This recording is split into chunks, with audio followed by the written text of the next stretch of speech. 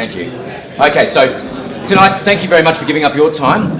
The City of Canada Bay Council has wanted to talk to you as residents to make sure that we tease out the issues associated with 7 industrial sites which are the subject of the study, to look at what treatments in terms of the urban form they might receive. There are 3 distinctive groups. We will rotate, so you won't have to get up and leave your table, but there'll be 3 topics that we'll need to cover in the workshops. And the workshops really is what the guts of tonight's all about. And we'll talk about those as we move through. Just a few ground rules. If you wouldn't mind turning your mobile phones on silent, please. Feel free to use the bathroom, or if you need to make a call, or if you're taking an emergency call, please feel free to go out. There's tea and coffee outside there to the left.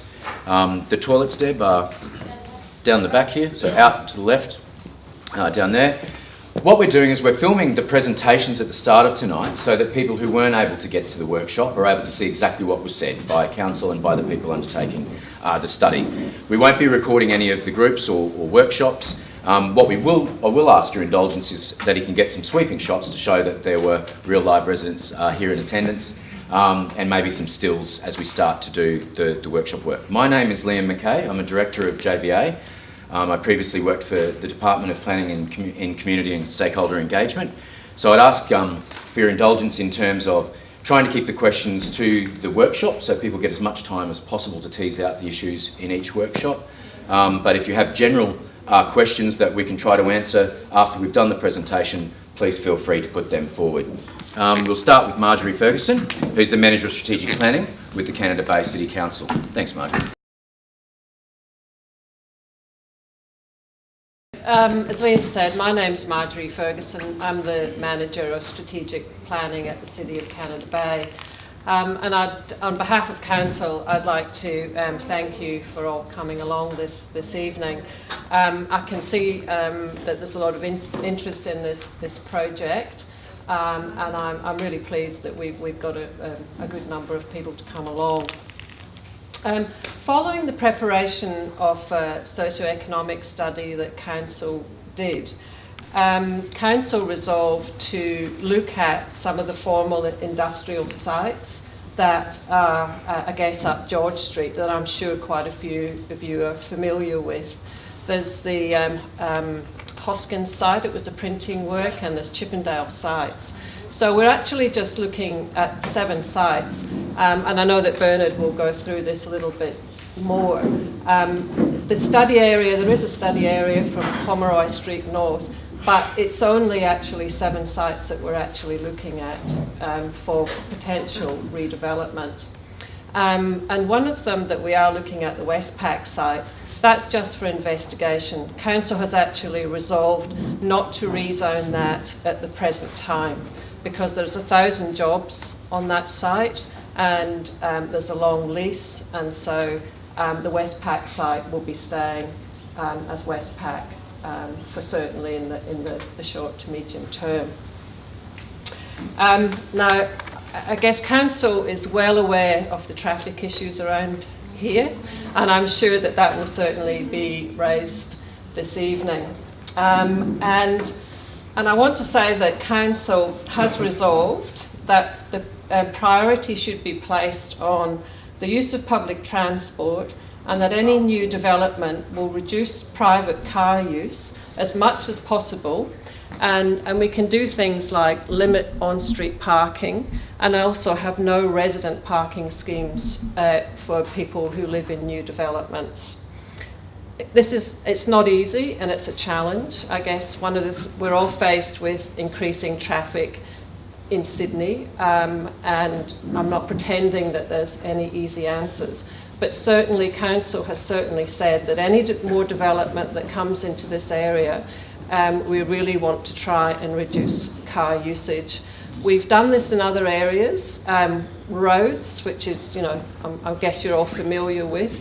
We have limited the number of cars that people are able to park on site, and there's limited parking in the streets. And that's beginning to work, because people have been told before they come in to roads that there is limited car parking. So these are some of the things that Council's trying to do to mitigate, more traffic on the road.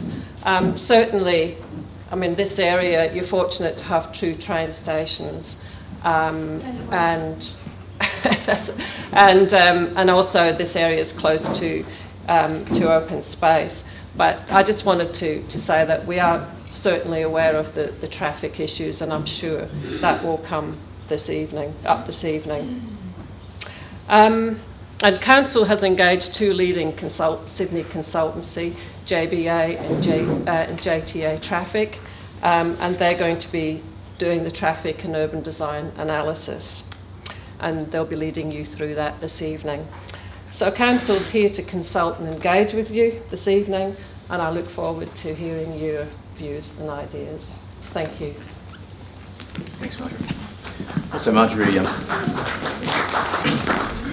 was just recently elected Vice President of the Planning Institute of Australia New South Wales branch. I think it's a good thing for Canada Bay City to have someone in a senior position in the planning profession.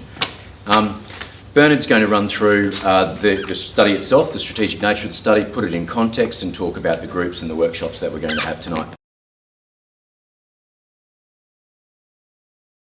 I'm going to run through the 7 sites and then just leave you with a couple of observations really, just to get you thinking about the issues in this locality before we start the group work. So, as Marjorie said, the focus of this study is these 7 former or industrial sites here.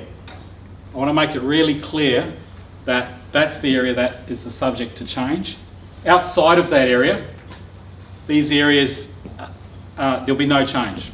I want to make that really clear to the people here tonight. The study area is this broader area, and the reason for that is because all of the traffic, as you all know, all of the traffic from this area comes out through Pomeroy Street. Yes. So we've been asked to look at this broader area, but in terms of changing planning controls, zoning, that will be limited to these 7 sites, and I'll take you through those sites in detail in a minute. In terms of the scope, there's 2 parts to it: the urban design study, which JBA is preparing, and the transport and traffic and accessibility study.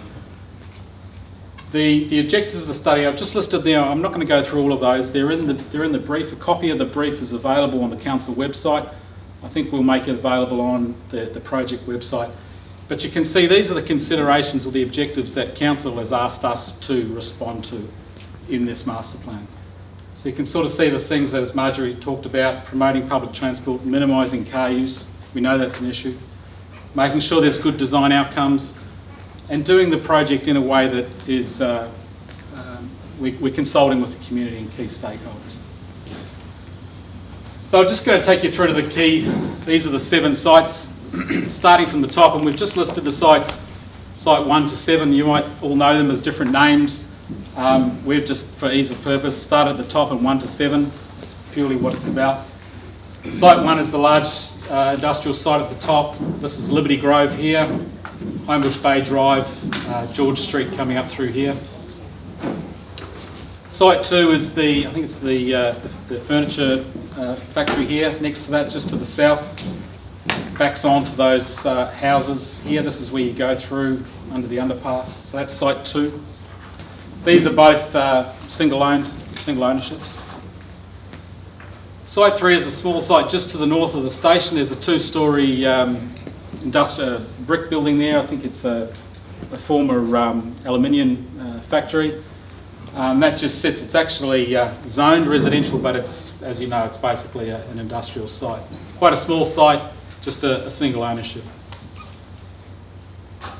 The large site, this is the Westpac site. Whilst it's part of our study, as Marjorie said, the zoning isn't expected to change on the site because of the use and the ongoing occupation of this site.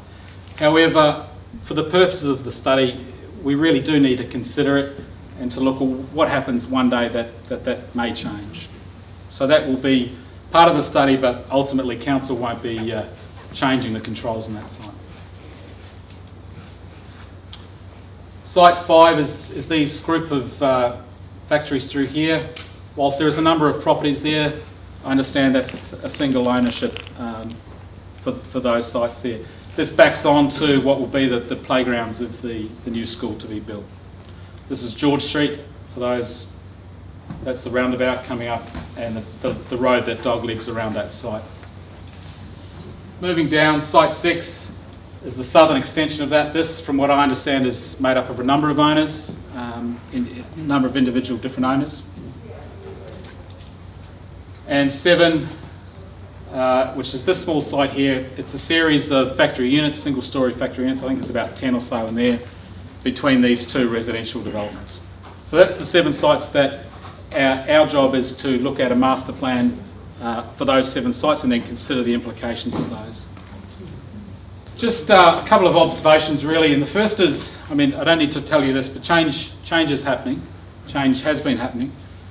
These are some of the things that we've picked up that are going on. Obviously there's the new school, there's the station upgrade. You probably can't see that photo too well, but Pomeroy Street Bridge being upgraded, and last of all the upgrade to Powell's Creek. So there's lots of things that are happening and ongoing around this community.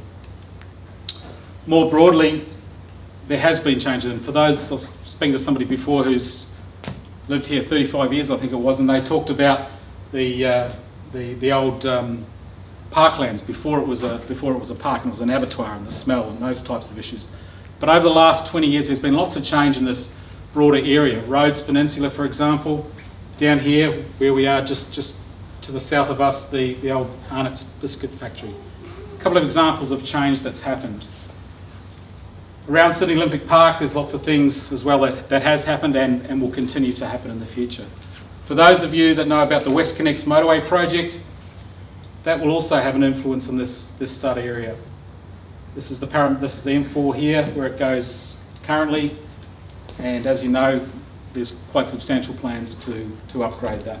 So that's going to have a long-term consideration as well. Our quick observations are there's lots of good amenities in this area: parks, schools, local retail, lots of good things. Obviously the transport that comes with the rail. There's lots of those good ingredients that make this place a good place to live. There's a key, I suppose, issue from a master planning point of view. That's these barriers. Whilst the rail line's great, Homebush Bay gives you good road access to the broader city. They actually create a barrier, and what it does, it effectively creates a peninsula. If you're in a car, the creek, the road, and the railway line effectively create this peninsula. That means that all the traffic needs to come out of the south. Obviously there's connections if you're on a bike or you're walking or going to the railway station. But that's from a master planning point of view, that's a key consideration for us. You'll hear Brett speak in a minute about some of the traffic implications for this area. Lastly, a key part of this exercise will be looking at what are the appropriate building forms for these 7 sites. What are the sort of buildings that fit into this area, considering that the area outside of the sites isn't changing. So what are the sorts of heights and buildings that are likely to happen? Now, change is happening. It's not a council has already resolved for 6 of the sites for them to change from industrial to residential. So that decision has been made. It's about now what sort of development, what sort of outcomes on these sites that we're looking for. And that's really tonight, this is the start of that conversation. So that's all I've got to note tonight. I'm going to pass over to Brett Maynard from GTA, and Brett's going to take you through some of the traffic issues for the site.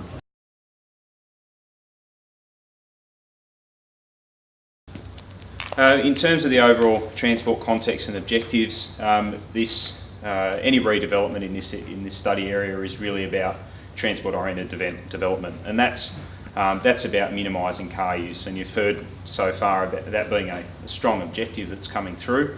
But essentially, because of the peninsular nature of the study area, if it was to be developed as a traditional residential area, then we simply wouldn't be able to support the local traffic volumes coming in and out. So it's really about maximising public transport, walking and cycling, i.e. alternative sustainable transport means. In terms of the public transport accessibility, we do have great access to Concord West Station, which is I guess a key benefit of the study area, that within a 5 minute walk of these sites, people can get to that station easily.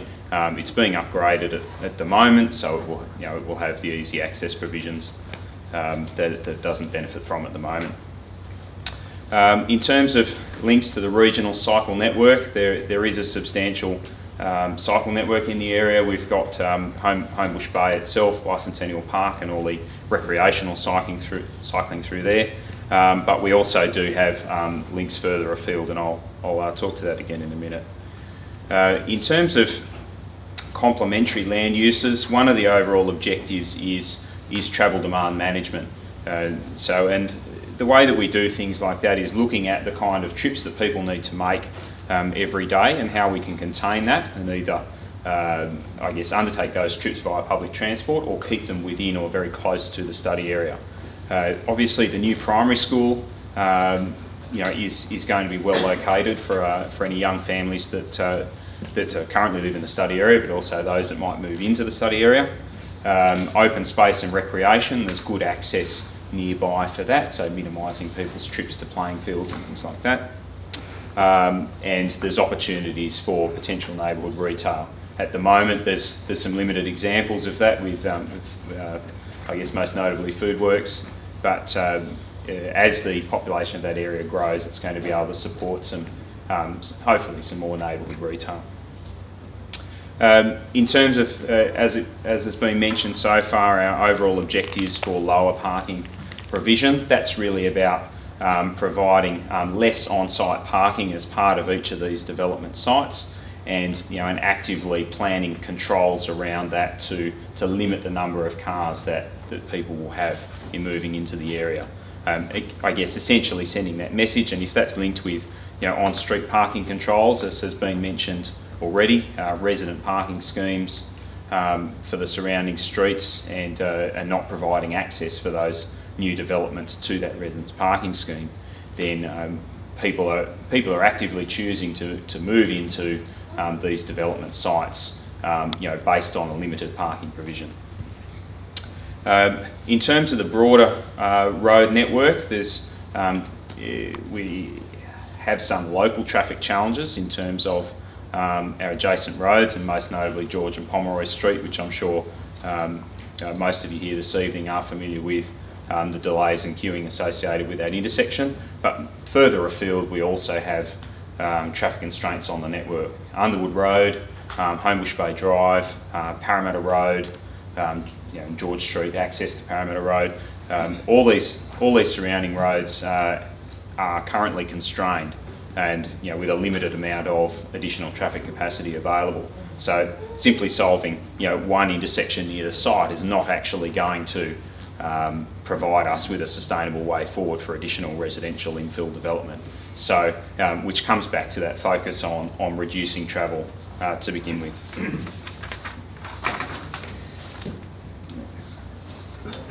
So we've mentioned public transport accessibility. The current upgrade works and improving accessibility to that station. I'm pressing some random button. In terms of Concord Road and the bus routes there,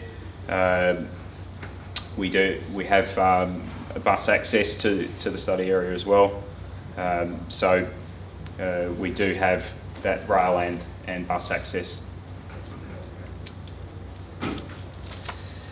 In terms of the bicycle network, in the regional context, there are existing cycle links that get you up to Macquarie Park, that can head towards the city and out to Parramatta, depending on how far you like to go on your bike. But there's also the local network along George Street, etc., etc. In terms of the fine grain network down at that local level, we'll be looking at opportunities for new links and connections, links to the rail underpass, and ways that we can allow cyclists to get around easily and safely for the local area, making sure that we're maximising the opportunity for people to get into Bicentennial Park and Homebush Bay more broadly. In terms of end-of-trip facilities, we'll be recommending that all new developments have on-site secure bicycle parking and that sort of thing to facilitate the use of cycling as a viable means of transport.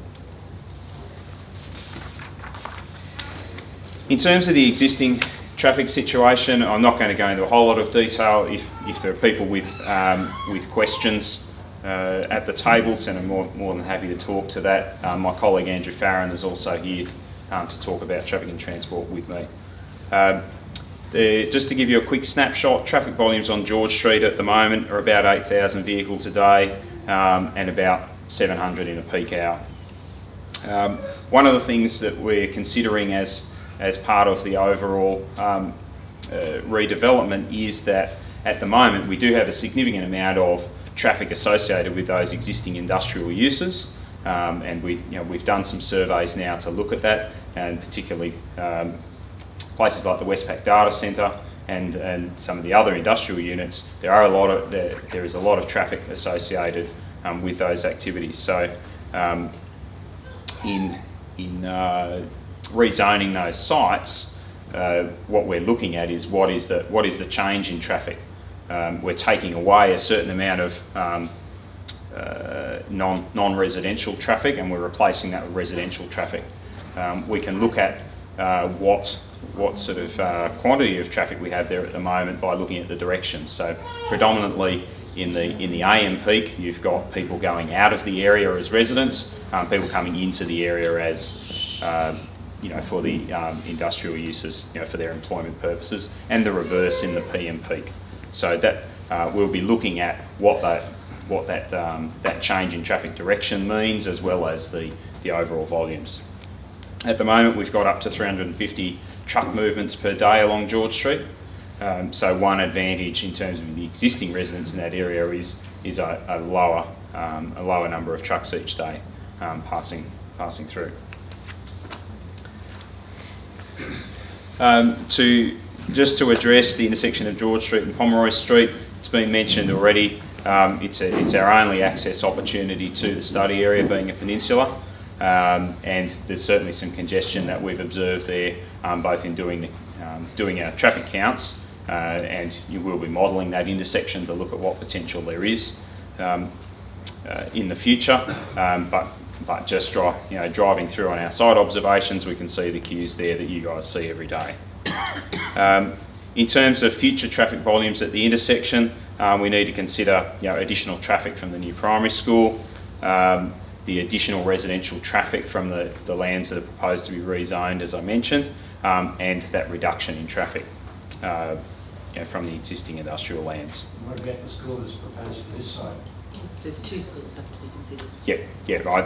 At the moment I'm just talking about our study area itself, but I'm aware of the McDonald College as well. In terms of the opportunities to upgrade capacity at that intersection, there is, as part of another development that's already been approved, there is some physical works being undertaken or required to be undertaken to that intersection. So we can look at what further opportunities there are in terms of the way that the intersection is configured, the number of lanes, the length of those lanes, so on and so forth, noting that there are other constraints there. And we can also look at the way the signals operate and what green time they give to what legs and just how well that's currently working. We can look at the way the pedestrian crossings operate and so on and so forth. So that's just a quick snapshot for you of traffic and transport. As I say, we're very keen to hear your local knowledge and understanding this evening and the issues that you're aware of. And on that note, I'll hand back to Liam. The three topics are traffic and transport. There are two tables that will be dealing with that subject, and that will be led by Brett and Andrew. Andrew, just put your hand up there. It's public domain, so the public amenity, the public spaces in the urban form here, so how we move through them, how we use them in terms of with the change occurring, such as the school and things that are already in train. There are two of those groups. I'll be leading one, and my colleague Elaine is the other one. And then the third one is about building type, urban form, and Bernard and Chris. Tim, sorry. Tim will be leading that discussion. So we'll go for about 20 minutes, 22 minutes, and then we'll give you a warning for a couple of minutes just to try to wrap up and capture your thoughts, and then we'll get up and change. So you'll be able to contribute to all those three subjects tonight as we move around.